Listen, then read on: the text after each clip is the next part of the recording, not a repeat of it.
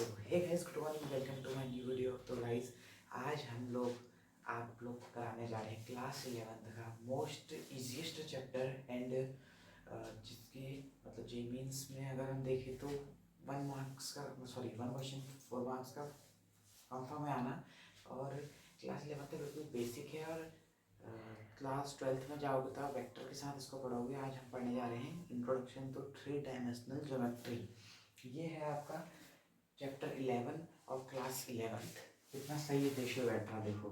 Chapter फटाफट मेरे साथ नोट बना लो। ये इंट्रोडक्शन वीडियो होगी, इसके बाद आपको exercise 1 exercise 2 and in miscellaneous के क्वेश्चन भी आपको मिल जाएंगे।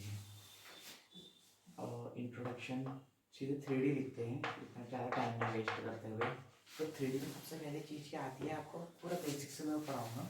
सबसे पहले हमने क्लास में हमने क्लास 10th में पढ़ा था। ये है हमारे क्वाड्रेंट्स, इसको बोलते हैं हम एक्स एक्सिस, इसको बोलते हैं एक्स डैश, एक्स के ऊपर कॉमा आता है इस डैश में, इसको बोलते हैं वाई एक्सिस और इसको कहते हैं वाई डैश। ठीक है, ये भी आपको समझ आ गया। इसमें क्या होता है, दोनों पॉजिटिव कॉमा पॉजिटिव।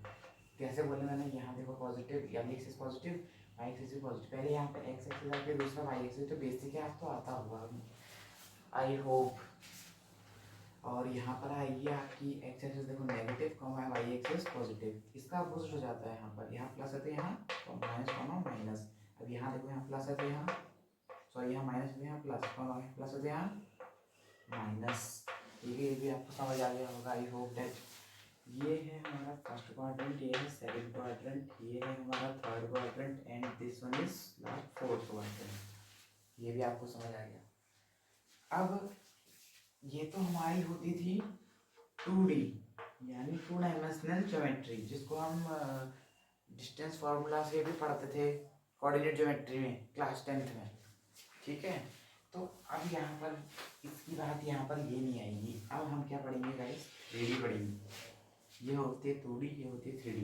3D में क्या होता है, ये होती है हमारी y axis, this one is x axis and last this is z axis, ये होती है।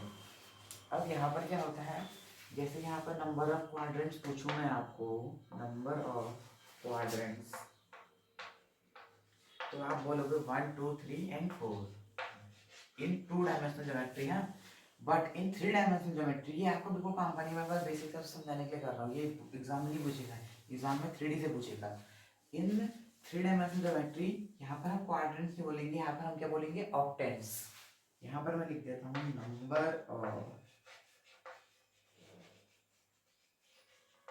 नंबर ऑफ ऑक्टेंट्स कितने होंगे, 8 होते हैं यहाँ पर। यहाँ पर 4 होते हैं, यहाँ पर 8 होते हैं। ठीक है, ये भी आपको समझ आ गया। अब यहाँ पर नाम कैसे लेते हैं, अगर मुझे ये बोलनी है ये वाली एरिया, सिर्फ इसको हटा के ये वाली एरिया बोल रहे तो इसको कैसे बोलेंगे, यहाँ पर क्या बोलेंगे हम, जेड वाई प्लेन। अब यहाँ पर है एक्स एक्सिस और जेड एक्स, तो यहाँ पर हम बोलेंगे जेड एक्स प्लेन। अब लास्ट ये वाली को क्या बोलेंगे, y z plane. I hope ये भी आपको समझ आ गया होगा। अगर मैं 2 मिनट साइड जाता हूँ, इसको पॉज करके नोट्स में बना लीजिए, मैं भी रिवर्स करके आगे बढ़ा रहा हूँ आपको।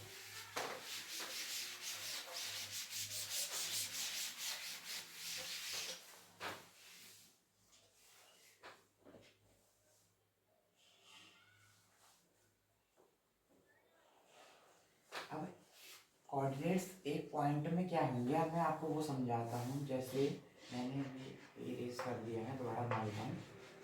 ये थी हमारी वाई, ये थी हमारी एक्स और ये थी हमारी जेड एक्स। अब ये क्या होता है, आप सभी को पता है, ये पॉइंट को हम क्या कहते हैं, ओरिजिन। क्या कहते हैं, ओरिजिन। ओरिजिन में क्या होता है, अब यहाँ पे एक्स, पहले हम खाली एक्स वाई लिखते थे क्लास 10th में, लेकिन यहाँ पर जेड भी ऐड हो गया था। यहाँ पर हम क्या लिखेंगे, एक्स वाई जेड। तो एक्स में भी 0 होता है, तो आपको पता ही है ओरिजिन में। वाई में भी 0 होता है, ये आपको पता है, लेकिन जेड में भी क्या होगा, 0 होगा। ओरिजिन में हमेशा 0 ही होगा। अगर हम एक्स, अब यहाँ पे लिखता हूँ, अगर हम एक्स एक्सिस की बात कर रहे हैं तो क्या होगा बताओ, एक्स की कोई वैल्यू आएगी, वाई क्या होगा, 0 होगा, और जेड क्या होगा, जीरो होगा। सेम अगर मैं यहाँ पर वाई एक्सिस की बात करूँ तो यहाँ पर एक्स जीरो होगा, वाई की कुछ वैल्यू आएगी and Z always zero. And in the Z axis x is already 0, y is already 0 and z has the value। बस यही आपको पढ़ना था, चैप्टर यहाँ पर खत्म। आपसे पहले एक्सरसाइज बिल्कुल भी पड़ जाएगी मक्खन की तरह। अगर अब मैं आपको सेकंड एक्सरसाइज के लिए एक सिंपल सा फॉर्मूला बताना चाहता हूँ जो होता है distance formula. In class 10th you will study that अगर हम ए बी की अगर डिस्टेंस निकालने हैं तो क्या बोलते हैं, x2 माइनस x1 का होल स्क्वायर प्लस, यहाँ पे जगह नहीं है तो मैं इसको रेश कर देता हूँ, ठीक है, x2 माइनस x1 का whole square plus y2 minus y1 का होल स्क्वायर। लेकिन ये हमारे सिर्फ क्लास 10 तक ले था, लेकिन 11th में z भी x हो गया same as it is z2 minus z1 का होल स्क्वायर। सिंपल, ये आपकी सेकंड एक्सरसाइज में पड़ जाएगी। ये फार्मूला आप नोट कर लो, बहुत इंपॉर्टेंट है। यही फार्मूले के बेसिस पे सवाल आएंगे, कुछ नहीं करना है। एक्स वाई का तो आपको याद ही होगा, कोऑर्डिनेट ज्योमेट्री में याद करा होगा। सेम यहाँ पर बस जेड एक्सिस का भी है z2 माइनस z1 का होल स्क्वायर। अब मैं आपको बताता हूँ यहाँ पे जो एक ऑक्टेंट्स होते हैं, जैसे मैंने अभी आपको बताया था, यहाँ पे कोऑर्डिनेट है, यहाँ पे प्लस प्लस होता है फर्स्ट क्वाड्रेंट, यहाँ पर होता है आपका माइनस कॉमा प्लस, यहाँ पर होता है प्लस कॉमा प्लस, और यहाँ पे आता है प्लस कॉमा माइनस।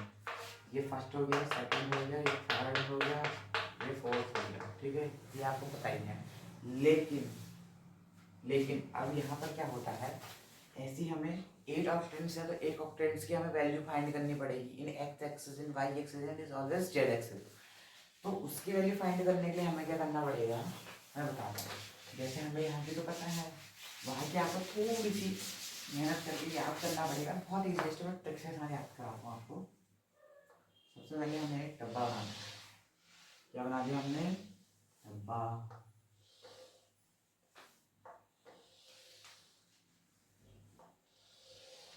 ये ठीक है, ये क्या होगी हमारी एक्स एक्सिस, ये होगी हमारी y axis and this is z axis. अब यहाँ पर हमारे क्वाड्रेंट्स की बात आती है तो ये हमारा फर्स्ट, सॉरी यहाँ पर क्वाड्रेंट्स, यहाँ पर ऑक्टेंट्स बोलेंगे। फर्स्ट ऑक्टेंट, सेकेंड ऑक्टेंट, मैं यहाँ पर रोमन नंबर में फटाफट वैसे लिख देता हूँ। थर्ड, सेम बात है, नंबरिंग ही करनी है। This one is fourth, this one is fifth, this is sixth and seventh and eight, ठीक है। अब यहाँ पर आपका कैसे लिखते हैं, ओ सॉरी मैंने यहाँ पे लिख दिया है, ओह ये यार यहाँ पर ऊपर में लिखना था, डब्बा ही ऊपर में लिखा है, सॉरी गाइस, बीच में आता है।